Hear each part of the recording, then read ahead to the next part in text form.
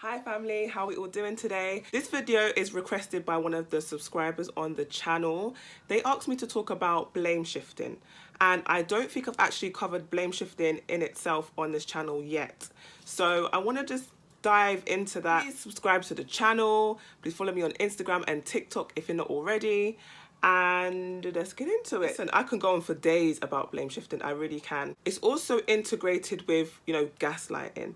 So blame shifting is obviously shifting the blame onto you. Gaslighting is basically someone trying to distort your memory. If someone's distorting your memory, then they blame shift you. It's kind of hard to see that they're blame shifting because they've distorted your memory. So if I just go back to blame shifting, I didn't know what was going on with me. So when the ex-narc said to me, I cheated because you weren't giving me sex, I ended up apologizing, saying, you know what, I'm so sorry, for not giving you what you want.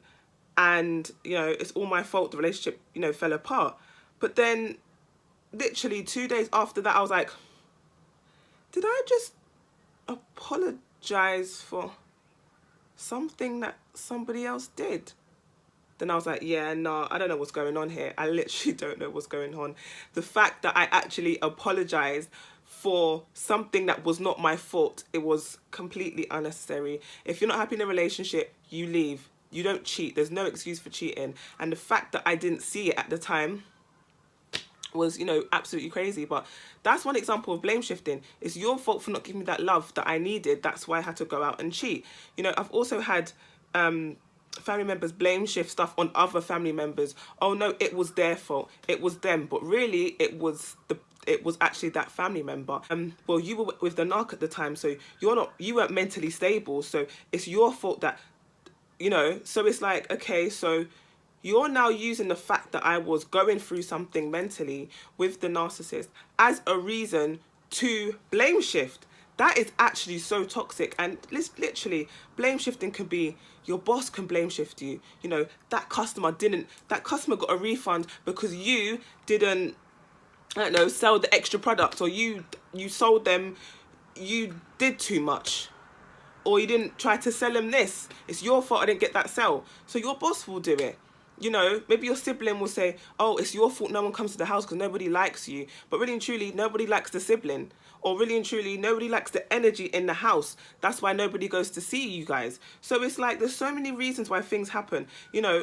It probably even got to a point where I used to blame shift before I took accountability for my actions. So I would say, oh, the ex-narc did this, that's why this. No, it's because you have daddy issues that were unresolved. That's why you did that. So now I actually take accountability for certain things that's my fault instead of always blaming the narcissist.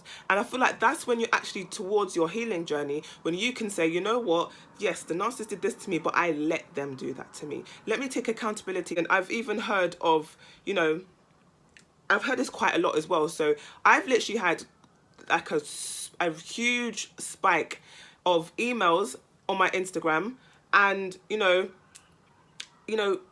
women are just telling me these narcissists are giving them STIs and they are being blame shifted.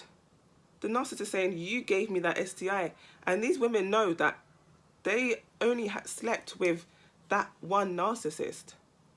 But yet they're blame shifted. And I feel like that's the main thing that a lot of girls struggle with, because it's like they have to really sit back and think, did I actually sleep with somebody?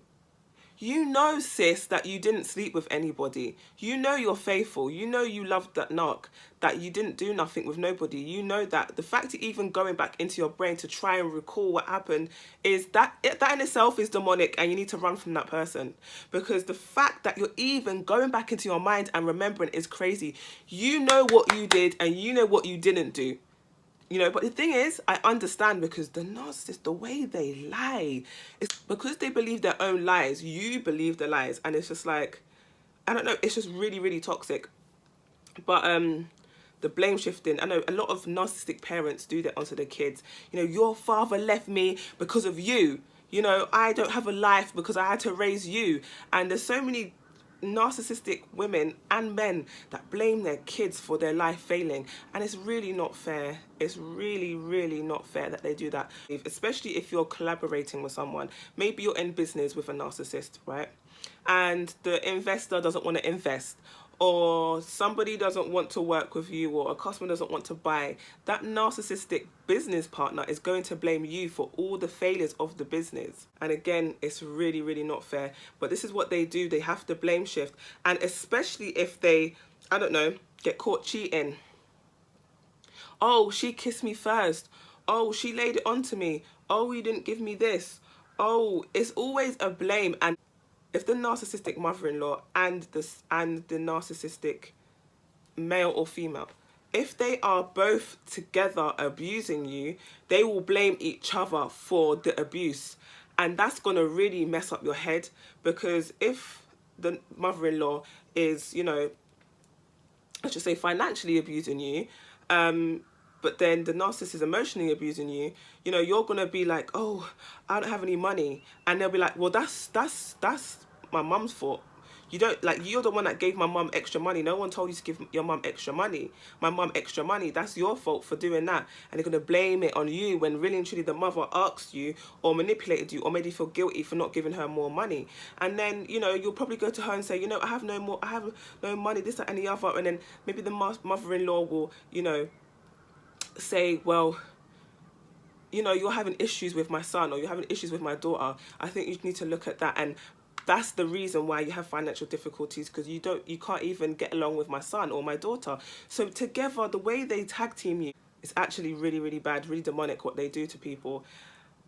But the blame shifting is really, really like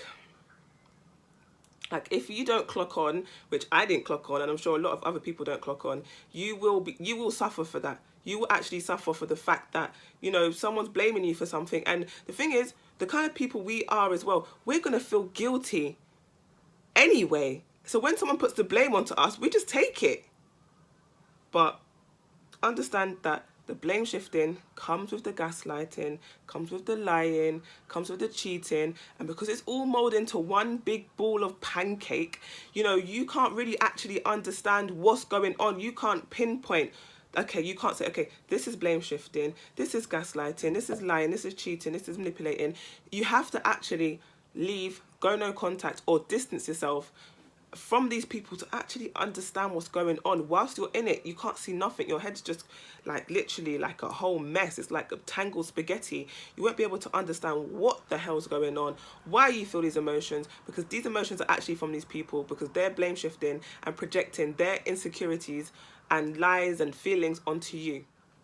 So if you like this video, please give me a like and comment and subscribe and follow me on TikTok and Instagram. Thank you for watching this video, and I'll see you for my next one.